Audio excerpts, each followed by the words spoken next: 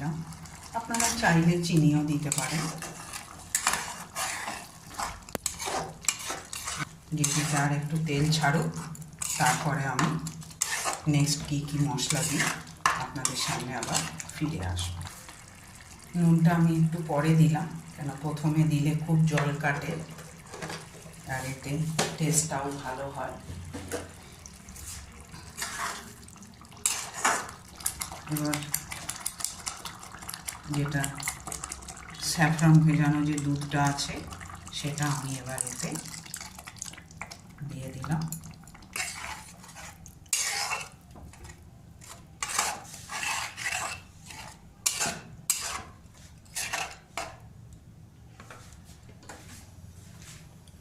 আমি এখানে যে মিল্ক পাউডারটা আছে সেটা আমি এখানে এবার দিয়ে দিচ্ছি।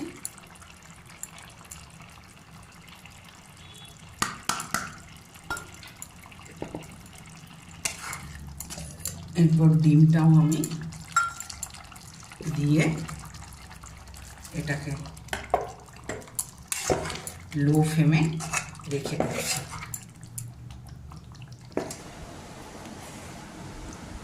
দেখুন আমার এখানে ডিমের সুগন্ধি সফর রেডি হয়ে গেছে। এটা যে কোনো টাইপস অফ রাইস, ব্রেড, দু রকম দিয়েই খাওয়া যায়। এই রেসিপিটা যদি ভালো লেগে থাকে তাহলে প্লিজ আমাকে অনেক লাইক, শেয়ার এবং সাবস্ক্রাইব করে আমার পাশে থাকবে। নমস্কার।